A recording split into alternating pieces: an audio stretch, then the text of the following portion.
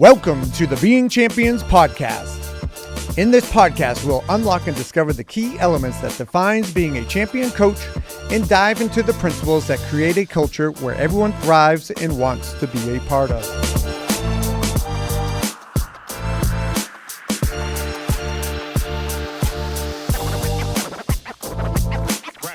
Hey, we'd like to welcome everyone back to the Being Champions podcast. And here we are sitting back in the Cougar Vision studio.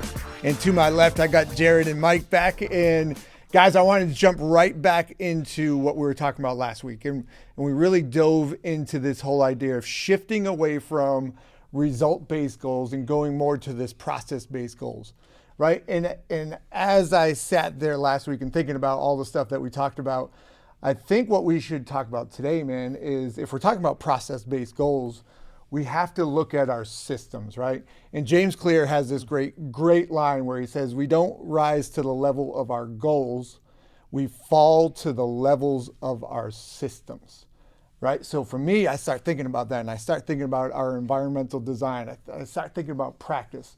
I start thinking about learning environments, and are we as coaches setting our kids up to be successful? So let's dive into that today here, fellas. Yeah. That sounds great. Love it. I think one of the things that immediately comes to mind for me when we think about, systems and falling to the levels of our systems is we think so much often that practice is about, getting better at a technique or getting better at a layup or making a pass. We forget that practice is the environment that we get more often than anything else to practice who we are and being who we are consistently. And so, we've had the conversations about culture. We've had the conversations about process-based versus result-based. And I think to embed that philosophy and that belief system in our players, it's about the consistency that we bring with who we are in the training environment, in the practice space. So, whatever standards we have, whatever values we're going to hold, are we true to those very consistently in the practice space? Are we holding everybody accountable in the practice area so that who we are becomes clearer and clearer and clearer, and then it starts reflecting on the competition floor, when we're playing in matches, because we've put so much time and energy and focus into making sure the practice space is what it needs to be. Yeah, and if you think about a system, a lot of guys create their system so that they have more control over their players and their habits. Mm-hmm. Yeah. And I think that really is a negative impact on the players, especially when they're playing, teams of equal ability or even better teams, because those kinds of habits don't translate when you're going up to another tier or another level.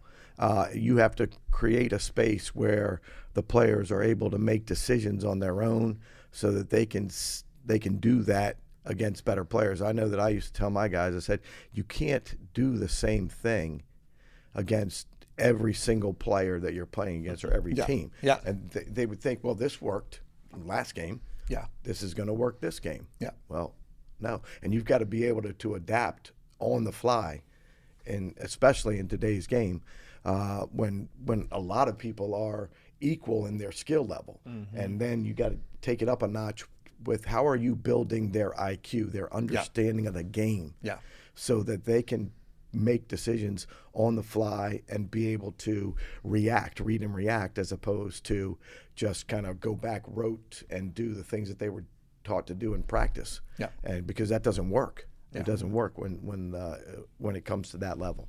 I love how you bring up game decision and game intelligence, Mike, because I think where we struggle as coaches is sometimes designing practices that translates into performance, right? And you see it all the time, or you hear it from coaches all the time where they get frustrated. It's like, man, I just saw all the boys, like John, everyone was looking great in practice today, right? They're doing everything great. They had the skills down. They did all the drills perfectly. And then we get into a game situation and they can't perform. Right. So the question is, and I think the challenge is, are we actually setting up practice designs that is leading to performance? Yeah, and a lot of times you hear the coaches say, I told them what to do. Right. I mean, I don't understand. Why didn't they do it? They have the manual. Come on, just deliver.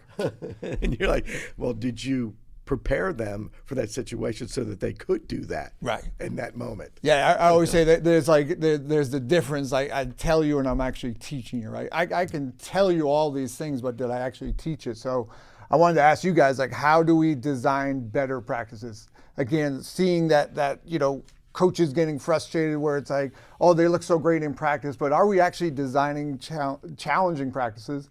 Are we putting them in game-like situations?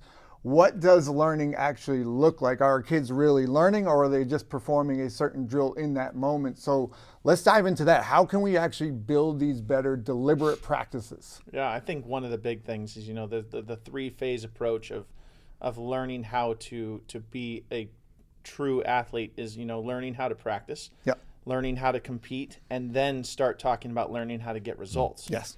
Yeah. And we so often as coaches just go to, how are we going to win today? Yeah. And we haven't taught our players how to practice. How do we get the space to be what we need it to be so that we can transition from that learning how to practice to learning how to compete. And then once we figure out, okay, this is how we compete. Okay, how are we going to actually win games now? Okay, now we can go back to, what are we going to do in practice today? And we can be very intentional and very deliberate. So instead of it just being, this is what you're going to do, it's going to be, and this is how you're going to do it, and this is why we're going to do it. Yes, because exactly. if you understand these three phases, now you can believe in it as much as the coaching staff believes in it. And the why is, we're playing this team and they do these things, and so we need to do this because it's going to give us this. Right. And now it's become extremely intentional versus showing up, going through the reps, getting a workout in, and then seeing what happens in the game. We're actually showing up to the game with a plan. Yeah. We're showing up with intentionality of, we're going to do this, and hopefully this outcome happens. And when we do this and they adjust to this, then we're going to do this. Yeah. And we're going to stay a step and a half ahead of them the whole way, like we're playing chess, instead of playing checkers. Instead of turning it into a sprint, we're going to play it with a real good, tactful understanding, because our practices really intentionally prepared us to come and compete. I love how you bring up the whole idea of plan.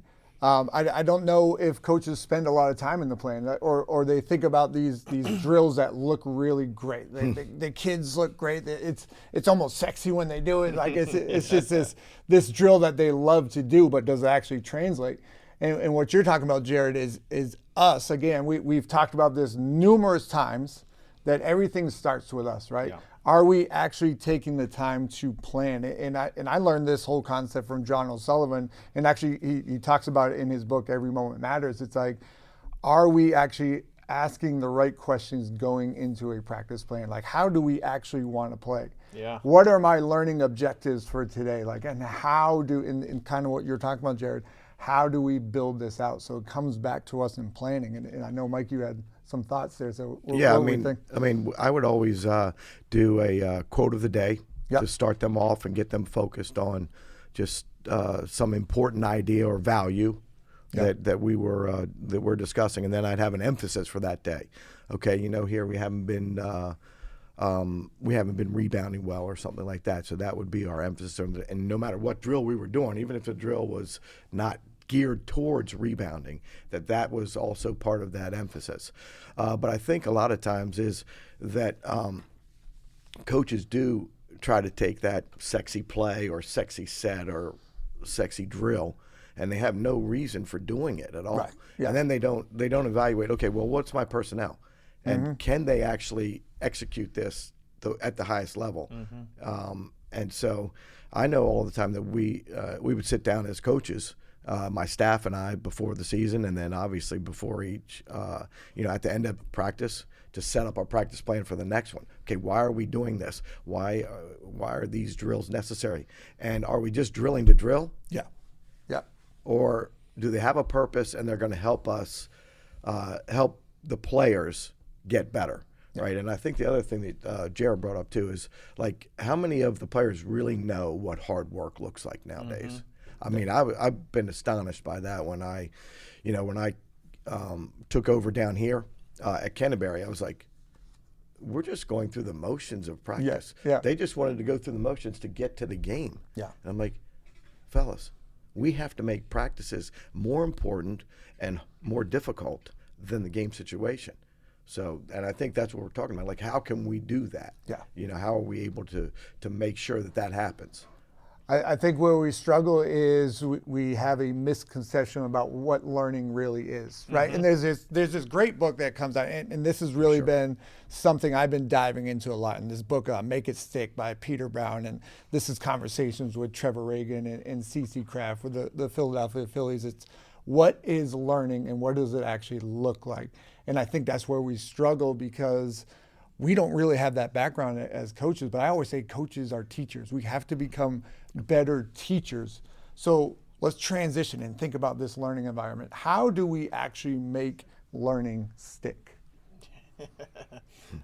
It's got to be theirs, right? I think Yep. the biggest thing that we try and do as coaches is get our players to understand what our vision is and why we see it the way that we're seeing it to a level that they could then turn around and teach their peers. Yeah. And if they can explain it in a capacity that is matching the vision of the coaching staff, you've struck gold. Yeah. Because whether the plan works or not is irrelevant. We're going to learn no matter what. Yeah. It's just like when we go to compete in a match. You may win a game or you may lose a game. Did we learn? Well, there are opportunities to not learn in both phases of those results. Yeah. And there are opportunities to learn in both phases. We can win by 20 or lose by 20, learn nothing or learn lots. Yeah.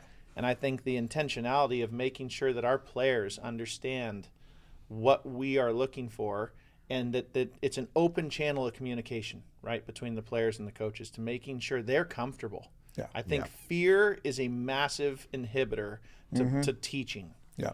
Because as soon as a student is afraid of being vulnerable to their coach or to their teacher, they turn off because it's safer. It feels safer. Yeah. Even if they learn less, they feel more comfortable because they're not going to be exposed by what they don't know. Yeah. As soon as we create the environment that a player doesn't have to be afraid of what they don't know and they are seeking to know more, they blossom. They absolutely take off with the knowledge because you can have that conversation. You can say, no, we want to do it this way because if you do it this way, this, and this are going to happen. Right. Oh, okay. And then you can say, okay, now go make sure that Jimmy, Joey, and John over there understand what we're trying to do as well. Right. Okay, I got it. I'll go let them know and we'll be on the same page. And it's like, hey, what did we talk about? Oh, yeah, we got it, coach. Yeah. Now we've got it. They're not following instructions anymore. It's something we believe in. Yeah. That's what we need. Yeah, I love it. It's 100% true because learning is done by the person. It can't be done to the person. Yep. Right. They have to have the motivation to do it. But thinking about making it stick, and I think we struggle where we see the athlete repeat it over and over again. We think that's how they're going to learn. We're like, oh, let's just do this drill over and over and over. And we do this mass practicing. We're like, yes, they got it. They figured it out. But that's really not learning. That's just them performing in the moment. So how do we make sure that this learning is actually sticking? Yeah, and I would say it's kind of like what the kids do a lot of learning vocab words. Yeah. Like they memorize it, and then they got it down, and they get 100 on the test. Short-term memory recall. And then they never use it ever again. They don't even know how to use it. And I think that's kind of like what you're talking about there. Also, what Jared brought up about fear, the great quote from The Matrix, of course, is fear, doubt, disbelief, let it all go, free your mind. And there's no truer words really about an athlete too. And I think that applies to the coach as well. Like, because the coach's fear stops him or her also from growing and developing and becoming a better coach, a better teacher. Right.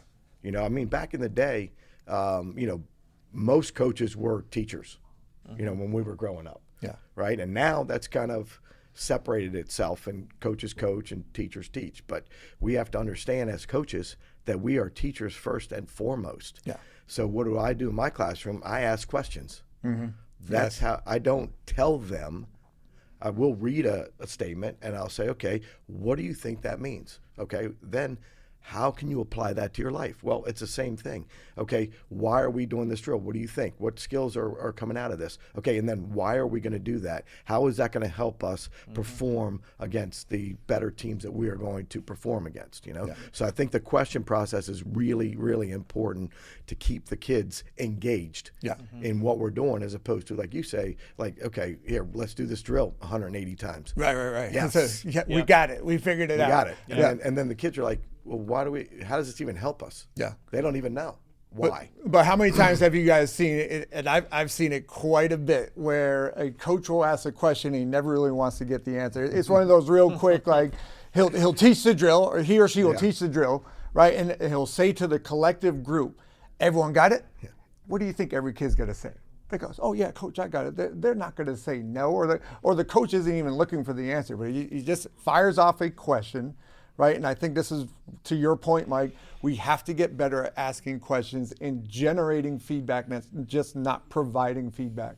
So when you ask a question, we have to be more specific with that question, where we're challenging our kids to provide the answer, not just to ask the question. Yep, guided discovery. Yes. That's what there I it like is. to That's call awesome. It as. Yeah. It's a great point. Yeah. And you have to give them time also to respond. Yeah. Like a lot of times, you want that one word answer. Okay, yes, no, or and you already move on to the next drill. You're like, all right, we're moving on. and then we look at each other like, what just happened? Yeah, so it's like, why did you even ask the question, right?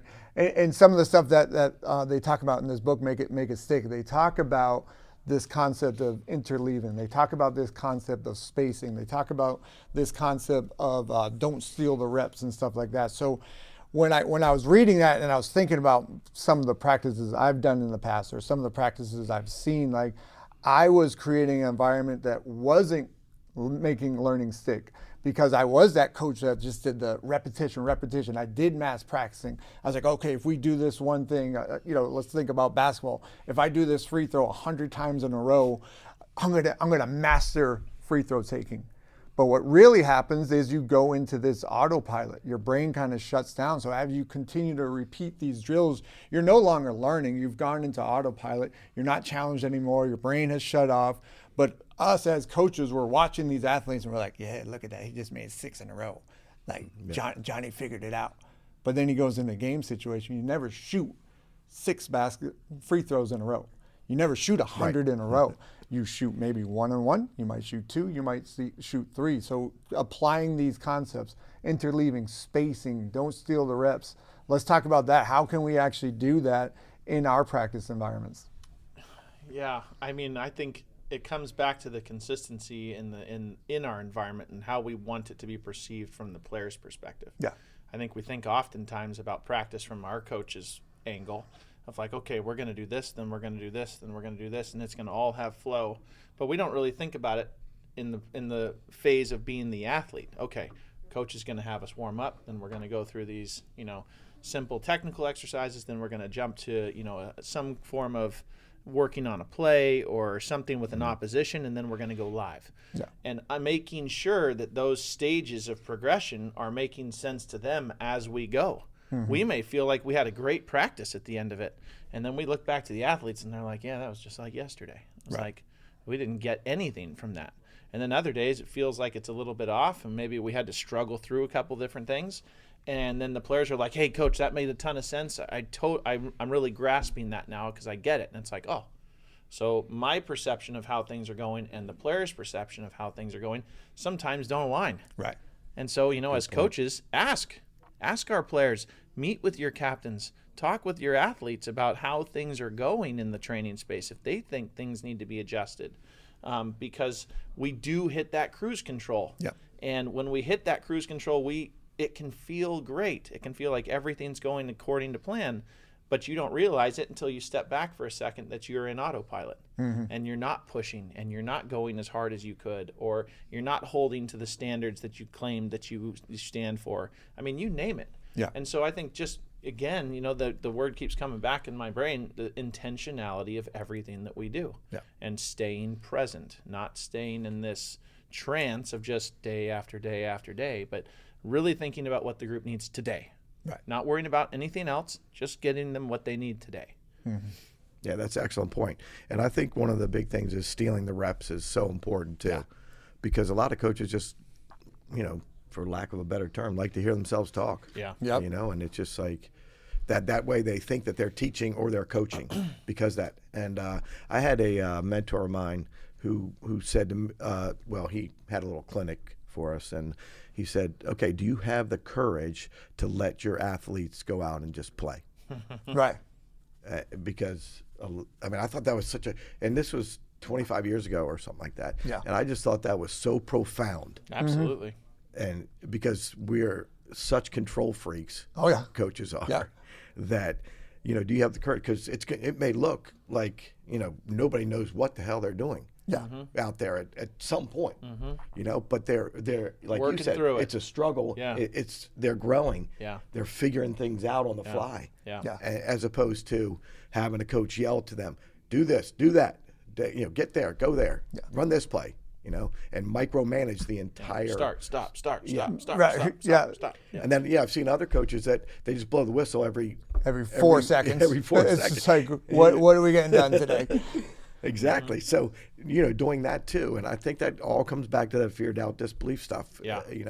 Is that, a lot of coaches fear that they're going to look like they don't know what they're doing or their kids aren't coached well. Yeah. And so they try to micromanage the entire game. I tell you, just one other thing too is that a lot of coaches would run the flex when I first started coaching because it's the most structured offense ever in basketball. And so, the teams may win some games too. Right. But if anybody took away a cut or a pass or something like that, like the whole offense would shut down and none of the players knew what to do. Yeah. So, I prefer to teach them how to play the game and then use sets where they can go ahead and maximize their understanding with their teammates. Man, I'm so glad you brought up the word play because I don't think we use enough play in practice. No. I don't understand why. And it's one of those things, again, we're telling our kids we need to practice, and then we put them in a game situation where it's unpredictable, it's chaos, it's all this stuff, and all of a sudden they for 4 days throughout the week they were doing these repetitive drills over and over again. And Mike, you brought up a great point where you said it's ugly. It's going to be an ugly practice when we challenge our kids, but the long-term benefit is translating into performance. But I don't think we use play enough. We don't shrink the game down and put them into tough situations because we don't feel like it's learning. We feel like we're actually regressing because practice looks terrible. It looks horrible. It looks ugly. So we're like, damn, our kids didn't learn today because it didn't look like this beautiful practice. So Yeah. I think if we could compete against other coaches with how well we practice, it'd be kind of interesting. Right. How's your practice look versus my practice? Let's see who gets the better Right, score. right, yeah. If it looks good, it must be a great practice. It must be great. Yeah. And I think we forget a lot of times that, what we're trying to prepare them for is a space and an environment, like Mike's saying, that we can't fix it for them. Mm-hmm. It's an environment where they have to figure out how to fix it for themselves. Yeah, we can call the occasional timeout. We get the water break. We get the halftime talk. But we don't get every 7 seconds to blow the whistle and come and correct things for you. Yep. And I think it's so instinctual as coaches to be fixers versus educators in how to fix things while things are still moving.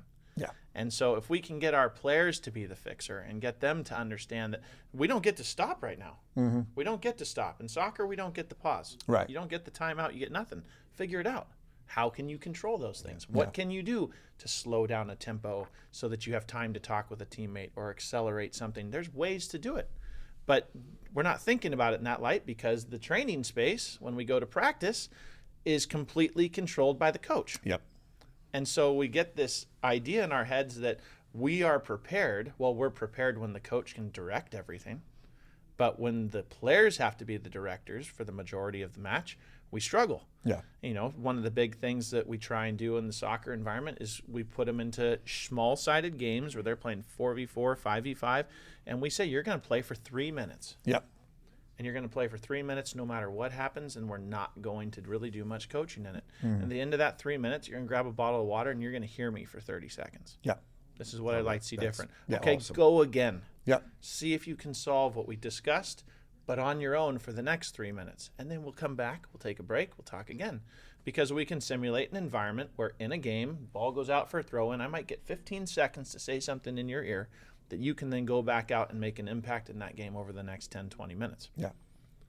But it has to be intentional. Yeah. And we all slip into that, I'm just going to go fix it now. Mm-hmm. Well, but if I fix it, can they fix it when they need to fix it in a match? Yeah. Maybe so, maybe not. Yeah. Yeah, exactly. And like Jared's saying, we would break down our offense into 2-on-2, 3-on-3. And every time that we played 3-on-3, I could always tell which guys understood the game of basketball and which guys didn't. Yeah. Because they were able to make correct plays or adjust and things like that. And then, a lot of basketball is ball screen stuff, so we did a lot of 2-on-2. And then, I just told him, look, you need to do this if this guy does that. But, then they do something different. I said, well, you got to figure it out. Yeah. You got to figure out, well, what's the best way to attack this? And we talk through it like Jared's talking about. And then I even remember another time I was coaching a summer league game here. I just started. Yeah. And one of our best players was out there. He was struggling mightily. And because our point guard wasn't there, he was playing point guard.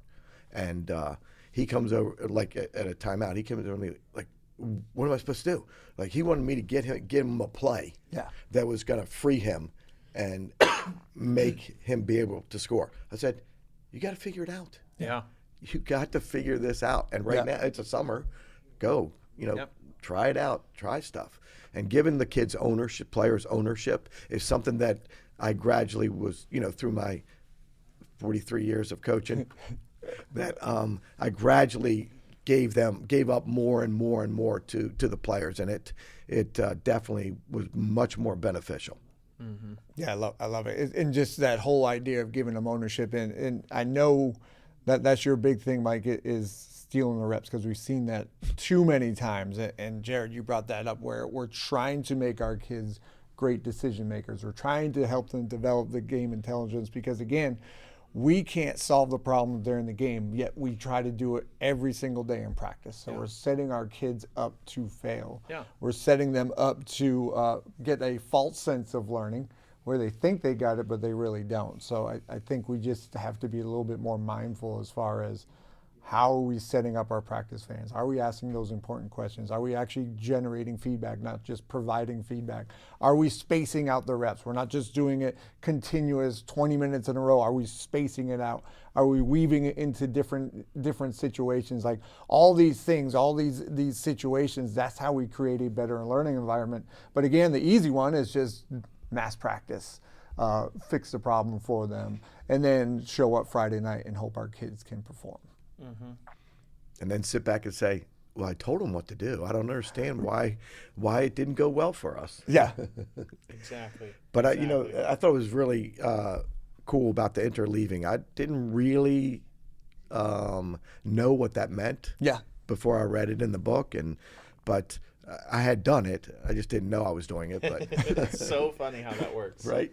And so, we would, part of that would be, okay, we're going to play against 6 or 7 guys on defense. Yeah. Or, make it so it's a situation that is even more chaotic for them to be able to navigate through and make decisions on that. Or, no dribbles, or, you gotta make a cut, or whatever. Just make and implement all these kinds of very unique ways, so that if you can make your decisions based on that, then you're going to be okay during a game when it's chaotic anyhow. Yeah. No, it's so true. I mean, what you're talking about, playing with like 6 or 7 defenders when you're working on certain things to get players to see the game differently. In the soccer world, we talk about it being one of the only games where you start 11 against 11 and you never again play even numbers. Because that's interesting. It's like this paradox of, we have the same amount of people, but we never play 4 against 4 or 5 against 5. There's always a superiority or an inferiority, and so learning how to manage those things, we can create them in the training environment. You can do whatever you want to get it more outside the box, to where they have to process information differently, so that they're able to process more information when they're in a competitive environment. And I think just, overall for me, when it comes to practice, and we think about what a great practice looks like, we've all been there. We've all gone and watched a sport. Doesn't even matter the sport. And we're like, man, this is a fantastic team. You know, the first things that come to mind for me when I see that is intensity. There's an intensity. For sure. Okay? There is a respect for demand. Yeah. I think that is absolutely critical. The respect for demand. So a coach has created an environment where there is already trust, there is already buy-in, there is not fear, there is complete clarity, and now I can demand your very best because you know where I'm coming from. And when that happens, you can push an athlete to be absolutely excellent. Yeah. And there's nothing personal. Yeah. I can say, hey, that was not good enough. Hey, you need to be better. And they go, you're right, I do. I'm going to fix that. Yeah. Versus it being, man, coach got on me today. Yeah, exactly. Yeah. No, coach got on me because he wants me to be better. Yeah. You know, I was watching a team train just the other day, one of the best teams in the country, high school team. First thing the coach does when they bring the team in after they go through the dynamics, hey, this is what we're going to do today. This is how we're going to achieve it in practice today. This is the intensity we're going to bring it with. Here's the opponent we're playing tonight. Okay? We've got some scouts coming to watch you guys. They're watching him. They've got 2 guys on the other team that they're watching as well. Yeah. How you guys bring it in training is going to be the determination of how I know who's going to be in that starting 5 tonight. So let's bring it today. Yeah. Let's go, boys. All right, let's go. Yeah. I'm like, I freaking love that. Oh, yeah. Yeah. Because there's nobody that's going to be backing out of anything in that training environment. Yeah. It's clear. It was concise. The intensity was there. And now they just go as a unit. Yeah. And that reminds me of the 4 quadrant model where you have to have that high challenge, but you have to have high support, right? Yep. And a lot of times we struggle as coaches. Sometimes we have the high challenge, low support, Yep. or we have low challenge, low support, or we have high support and low challenge, Yep. right? So again, it's looking at the environment. Think about that team that was in our facility the other day. Like they clearly had that high challenge. They knew exactly what success looked like through them for that day. Yep. Right, and again, it's spelling it out. It's being that intentional coach and really mapping it out. But again, we have to challenge our athletes. We have to put them in difficult situations. We have to make sure they fail. It's going to be ugly, but that's going to commit to more of this long-term memory, right? And we have to also understand our kids are going to forget. So if I tell them a drill or we do something on Tuesday, well, guess what? Those kids are going to forget it on Wednesday. Right? It's just part of the process. We have to continue to keep them in this challenge mode because the second they go into autopilot, nothing commits to long-term memory. Right? And so we can have all these great practice plans. We can be deliberate, but if we're not putting them in the right situations, none of that stuff is going to matter. Yeah. And if you go back to, I think it all comes back to trust too, because if you're going to demand, you have to build that trust. Yes.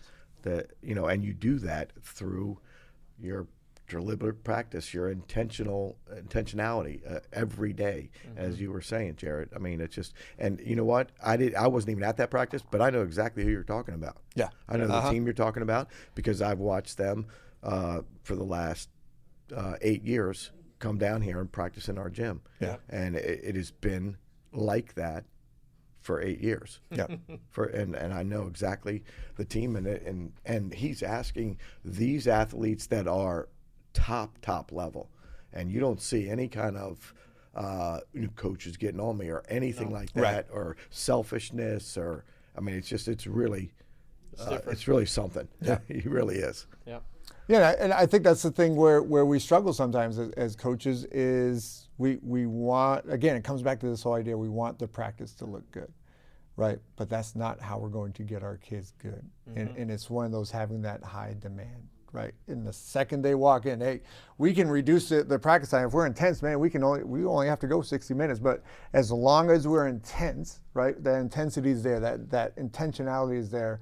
Again, the kids are going to struggle, but that's going to commit to long term. And it's even bigger than just sports. They're going to be able to take all these lessons, right? They're going to understand that they can handle hard things. Humans, we can handle hard things. Yep. I think about, I mean, I'm a dad, right? And I have a 9-year-old, and I sometimes don't want to see my kids struggle. I try to protect, right? And this is a conversation I had with Cece Kraft just the other day, and she said our job is not to protect our players. My job is not to protect my son. My job is to prepare him. Yep. Right. It's also Dr. Tim Elmore talks about this too. He said our role as parents, or our role as educators, our role as leaders, is not to clear the path for your kids. It's to set them up for the path. Prepare them for it. And so again, it's like, what is the environment we're creating for our athletes? What is the environment we're creating that's going to get them beyond just being successful on a basketball court, soccer field, track and field, like all these things? Like, we're trying to commit to this long-term learning that actually sticks. Yeah. Yeah. I think, the last thing that I was thinking of is I had a mentor that talked a lot about the game being the best teacher. Yeah. And he would say that all the time when we would be wondering, what we were going to have in practice that day. And it was like, well, we're going to spend a large portion of today's training playing. Yeah. Because at the end of the day, you see more scenarios, you see more choices that you have to make. You have to defend, you have to attack, you have to transition, you have to do all the things that we do in a game. Yeah. So it is the most game-like thing to prepare you for a game. Yeah. And then I'm just going to give you some thoughts about what I want you to try and achieve while you play. Yes. So that you're thinking about something and you're executing something.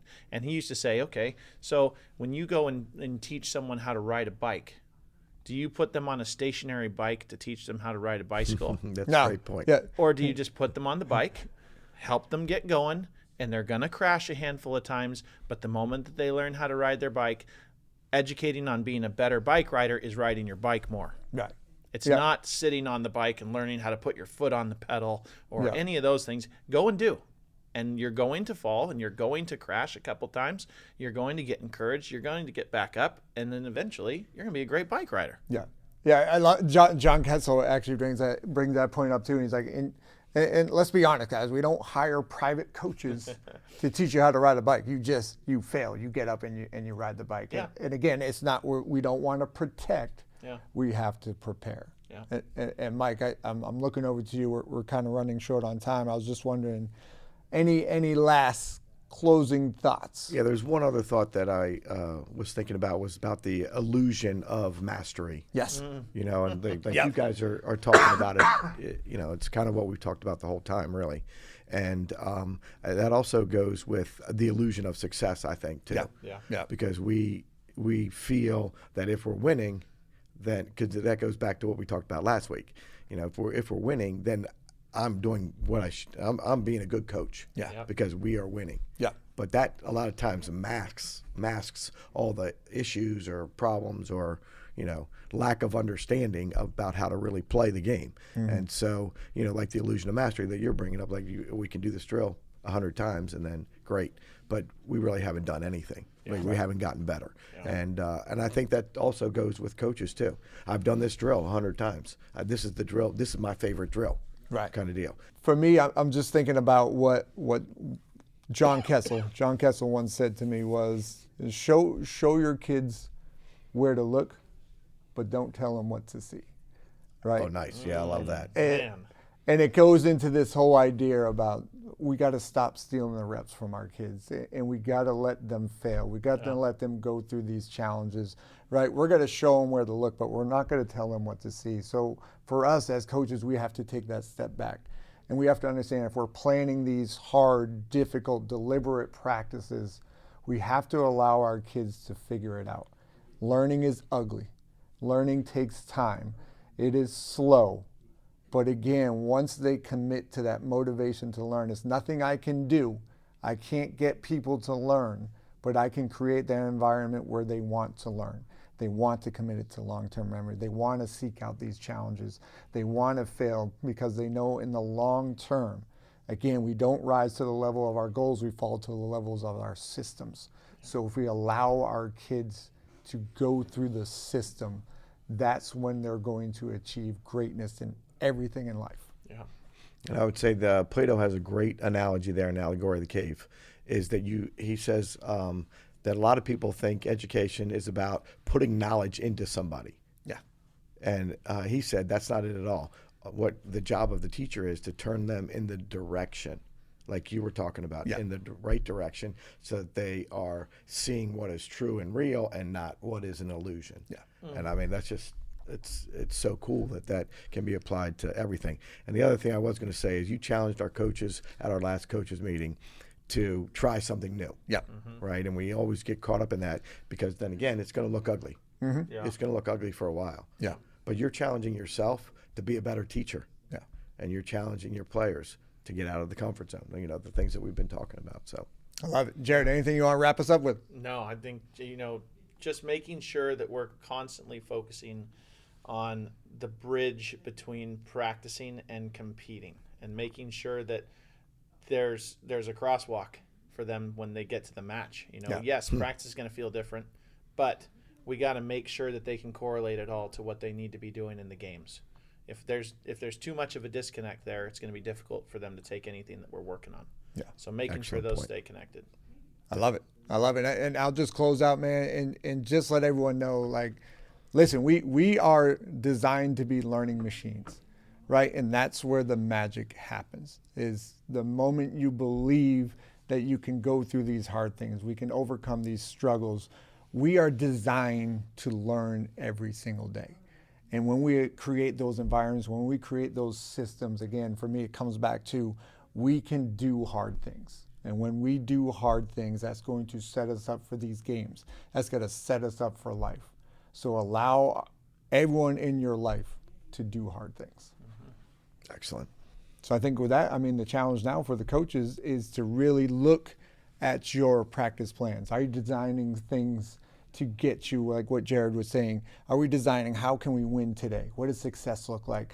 Am I challenging my kids? Am I just kind of putting them in autopilot? Or are we actually spacing out our reps? Are we using interleaving? Are we not stealing the reps? So the challenge is to really look at that practice plan and make sure that plan is leading to performance and greatness. So with that, guys, once again, we want to thank everyone for tuning into the Being Champions podcast, and we will be back next week. Thanks.